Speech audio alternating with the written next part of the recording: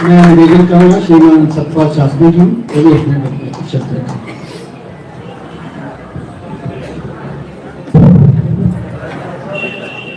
आज बड़ा खुशी का दिन है। शिव शंभु आशुतोष भोलेनाथ की बहुत ही प्यारी रात्रि महाशिवरात्रि है और आज इस समय हमारे बहुत ही आदरणीय नीलकंठ शास्त्री जी आपका मार्गदर्शन कर रहे हैं। हमारे राष्ट्रीय स्वयंसेवक संघ के अजय जी ने देश और समाज के आगे आ रही बहुत बड़ी समस्याओं पर प्रकाश डाला है। हमारे महाराज जी बैठे हैं जो अजय जी ने 2-3 बातें कही, एक तो उन्होंने बड़ी आप लोगों के लिए बढ़िया बात बताई कि 5 हिंदू तभी इकट्ठे होते हैं, एक मरा हुआ होता है उसको उठाया होता है, 4 उठाया होता है। अब ये समस्या भी जब गड़बड़ होगी, 4 भी बंदे नहीं मिल रहे कई जगह तो। लेकिन अगर समाज को विघटित किया है तो किसने किया है, ये बहुत बड़ा प्रश्न है। इस पर चर्चा करेंगे तो मिनटों की बात नहीं, घंटों की बात हो जाएगी। मैं तो सिर्फ एक ही बात देखता हूँ, हमारा ये जो इलाका है अजय जी, ये पर्यावरण की दृष्टि से बहुत मजबूत है। यहाँ हर आदमी के पीछे हजारों पेड़ हैं, हर जगह पेड़ है। यहाँ पर काटते हैं, वन काटू यहाँ पर भी है, लेकिन पेड़ों की संख्या बहुत ज्यादा है। कोई शक नहीं, पर्यावरण भी यहाँ सुरक्षित है। धर्म भी यहाँ धर्म धुरंधर धर्म श्रोमणी महाराज जी महाराज यहाँ बैठे हैं। धर्म की दृष्टि से भी इलाका बड़ा समृद्ध है। सामाजिक दृष्टि से देखा जाए, मैं आपकी जानकारी में थोड़ा वृद्धि करूं।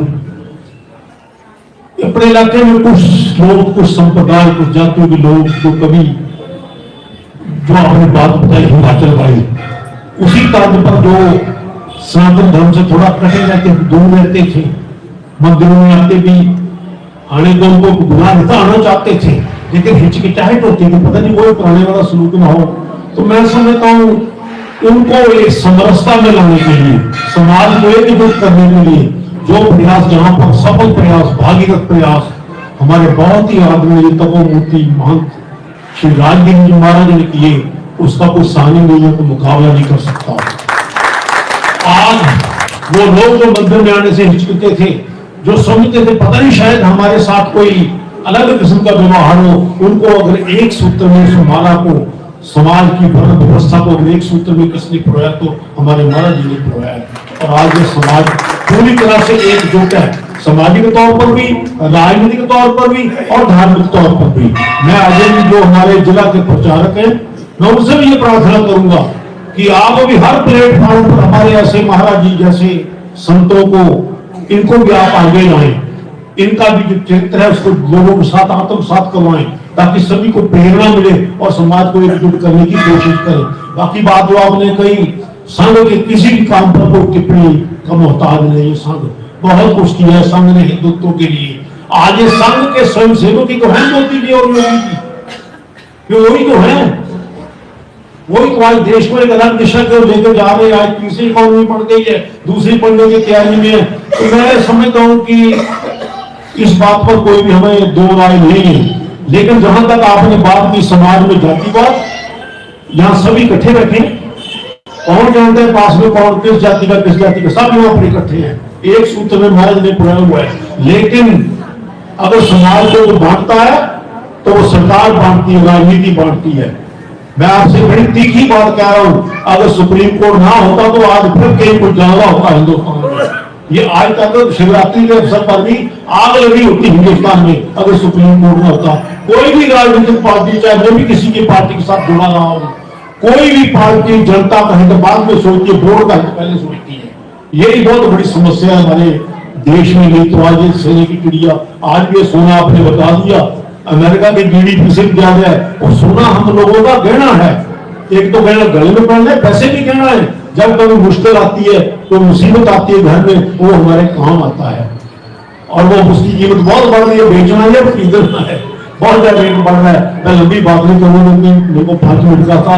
ये मामले जो है सब्जेक्ट के बड़े लंबे चौड़े होते हैं, इन पर बोलना हो तो बड़ी लंबी टिप्पणी की जा सकती है। मैं एक बार फिर से आप सभी को आज महाशिवरात्रि के पर्व की बधाई देता हूँ। शुभकामनाएं देता हूँ और सर्वशक्तिमान से उस भोलेनाथ से प्रार्थना करता हूँ आप सभी का जीवन सुखमय हो, आपके घरों में किसी को कष्ट ना हो, किसी को कोई दुख ना हो, लेकिन शिव जी के परिवार की तरह रहना भी सीखना आपको पड़ेगा।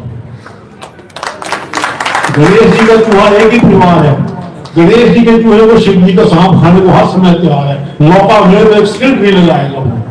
और गणेश शिव जी का जो सांप है उसको कार्तिकेय का मोर और सांप का बहुत बैर है, और जो मोर है उसको हर समय गिरजा का पार्वती का जो शेर है ना वो देख रहा है कि कब मिलेगा, मैं इसका एक मिनट में काम तमाम कर दूं। तो भगवान शिव जी के घर में भी खड़ा है, लेकिन वो सब एकजुट होकर के रहते हैं।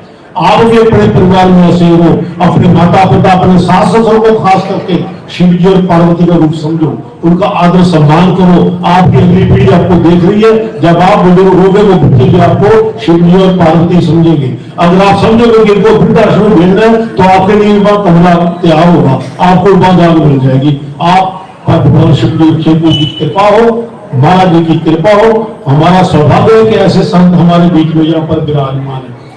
मैं जब 20 साल पहले यहाँ आया था पहली बार, यहीं पर एक कमरा होता था छोटा कच्चा मिट्टी का, बहुत मोटी मोटी दीवारें थी, एक खिड़की दूसरे महाराज बैठे करते थे। आज देखिए जंगल में मंदिर कर दिया, क्या शानदार जगह बना दी। और सारी इलाके के लिए, हमारे पूरे विश्व शासक के लिए जो स्थान है ना माँ कामाक्षी दरबार, ये एक सर्च एक बहुत बड़ा प्रकाश का स्तंभ बना हुआ है। और मुझे विश्वास है ये स्थान जो है ना माँ कामाक्षी दरबार, ये आने वाले समय में धर्म, राजनीति, समाज में एक नया इतिहास लिखने को तैयार है।